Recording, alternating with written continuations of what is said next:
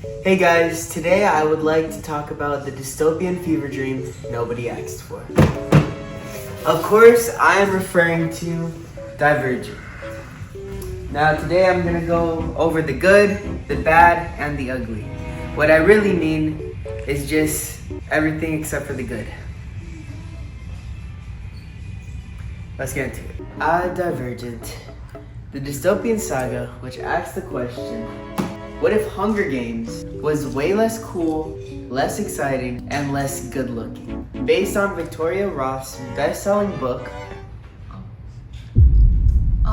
Oh yes, she definitely made this. Based on this lady's best-selling book, which you can tell she made it, the movie takes us into a futuristic Chicago, where everyone is sorted into different fractions based on your personality trait. Because apparently in the apocalypse, what you are decides your fate. So let's break it down. Society is divided into 5 factions because apparently that's easier than therapy. Abnegation. They're the selfless people who judge you for drinking iced coffee.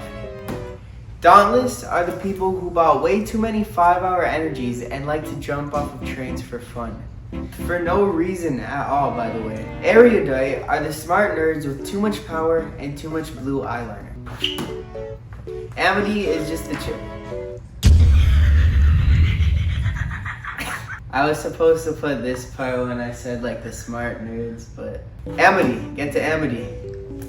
Amity are like the chill people, the chillest people you'll probably meet in this whole movie. They just like growing plants and like touching and eating grass, I guess. And lastly, Candor. They're brutally honest, which honestly makes you think how they survive job interviews. This is where we meet Tris Pryor. She's played by Shailene Woodley, a girl born into abnegation who, shocker, doesn't quite fit in. She's divergent, which means she's like a mix of multiple personality traits, therefore a threat to society. So she joins Dauntless, proceeds to get bullied in training, and falls in love with a guy named Four.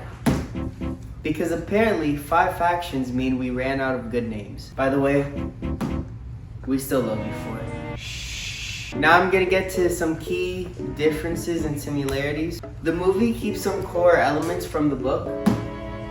Tris is struggle to fit in. Some shady conspiracies with Erudite. And of course, Four looking incredibly good.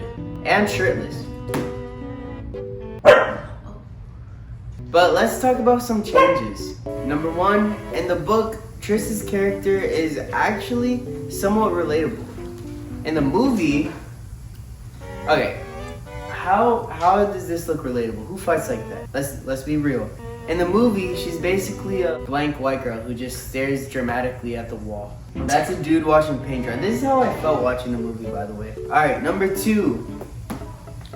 The book's pacing. Honestly, the book's pacing feels like it was written by a dude who had way too much sugar and just wrote a lot. Lots of detail, but no real depth.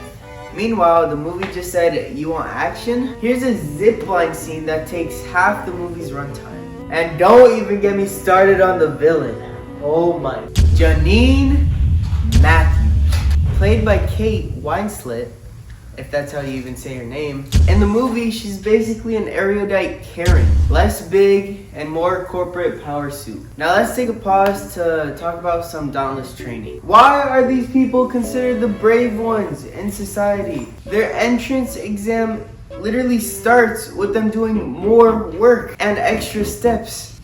Jump off the train or you're out. Oh, and by the way, if you're afraid of literally anything, get ready for a public roast session in front of the entire faction. Honestly, the real dystopia is the lack of the HR policies. But honestly, I'll admit, the fear simulations were kind of cool. I mean, who doesn't want their worst nightmare to be turned into a VR game? Except Tris, who somehow beats the entire system because Divergent. Now, let's be fair, the book honestly does a decent job at exploring identity and self-discovery, even if it's wrapped up in this teenage think. I mean, the movie has solid visuals, I'll give it that.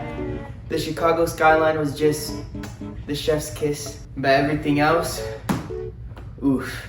Pacing is weird. The story rushes emotional beats while dragging out the pointless ones. And 4, this is literally how I felt watching the movie. A representation of me. Well, that's not me, that's Jerry, but that was literally me watching the movie. 4, there we go. In the book, he's mysterious, kind of cool, and way more layered. In the movie, he's just a hot guy that stares at Tris.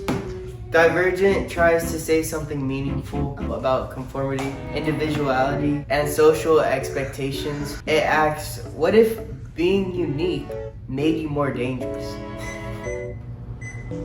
A valid point, except it gets varied by boredom, endless montages, and faction politics. I wanted to love Divergent, I really did, but by the time Tris and 4 make heart eyes to each other and start getting it on while society crumbled, I realized this isn't the dystopian epic we needed. It's the one we deserved for not reading better books in 2012. That's right, this movie feels like a punishment. Yeah, I said it, sue me. The end.